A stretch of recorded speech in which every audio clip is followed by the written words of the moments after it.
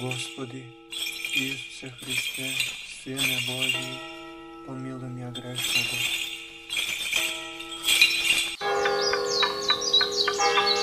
Čekoreći so Hristos. Една noć, jedan čovjek imaše neobičen i živopisan son. Sonуваše дека оди по златниот брег на бескрајното море и покрај него чекореше самиот Господ Исус Христос. Пред нив на небото, како свиток што се одмотува, се редеа слики од неговиот живот. Мигови на радости и болка, светли денови и темни ноќи, надежи и искушенија. Со секоја сцена што минуваше, човекот гледаше два пара стапалки во песокот. Неговите и оние на Господа Исуса Христа. Ова му донесе мир, знаејќи дека Бог бил со него во секој чекор од неговиот пат. Но, кога погледна назад и внимателно ги разгледа стапалките, со изненадување забележа нешто што му го притисна срцето со тага. Во најтешките моменти, тогаш кога срцето му било рането од болка, кога животот му бил исполнет со искушенија, кога солзите му биле храна и ноќите исполнети со тага, во песокот имаше само еден пар стапалки. Зачуден и погоден од тоа откритие, човекот се сврте кон Господ и со болка во гласот праша: Господи, Господи, Ти ми вети дека никогаш нема да ме оставиш. Вети дека секогаш ќе бидеш со мене во сите денови од мојот живот. Но кога ми беше најтешко, кога страдав, кога не гледав светлина во темнината, Тебе те немаше. Гледам дека во тие моменти во песокот има само еден пар стапалки. Зошто ме остави? Зошто ме остави тогаш кога ми беше најпотребен? Господ го погледна со љубов, а неговите очи блеснаа со небесен мир. Со благ и тивок глас милно му рече: О, моје сакано дете, мило моје создание, никогаш не те оставив, ниту пак би можел да те оставам. Во миговите кога гледаш само еден пар стапалки, тогаш не одеше сам. Тогаш јас те носев во своите раце. Солзи на благодарност. Човекот застана во тишината, неговото срце се исполни со стравопочит и благодарност. Очите му се насолзија додека се сеќаваше на миговите кога се чувствувал напуштен, кога ги минувал долините на болката и безнадежноста. Се сети на ноќите кога во темнината го бараше Божиот одговор, на деновите кога му се чинеше дека е заборавен. Но сега, гледајќи ги тие единствени стапалки во песокот, свати дека никогаш не бил сам.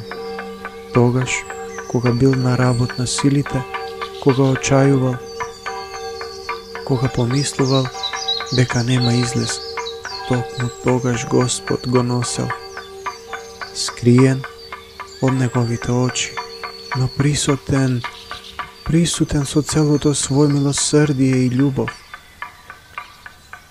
Господи, прости ми што се посомневав во Тебе, Ти секогаш си со мене.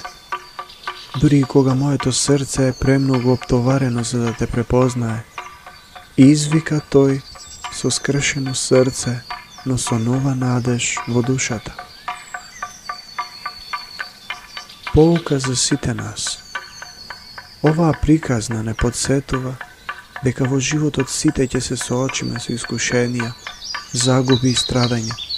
Понекогаш ќе се чувствуваме како да чекориме низ темнината, без одговори, без сила, но токму тогаш, кога сме најслаби, кога нашите чекори веќе не можат да не носат, Господ не носи. Кога сум слаб, тогаш сум силен. Второ послание до Коринтијаните, 12 глава, 10 стих.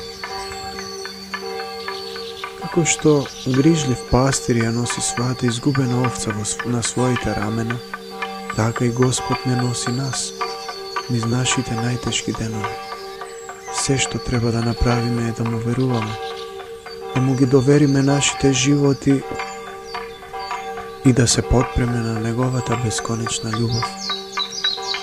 Нека оваа приказна не подсети дека во најтешките мигови не сме сами, дури и кога мислиме дека не го чувствуваме Божјото присуство. Тој е со нас, чекори покрај нас, а понекогаш не носи во своите свети раце. Не бој се, зашто јас сум со тебе. Не плаши се, зашто јас сум твојот Бог.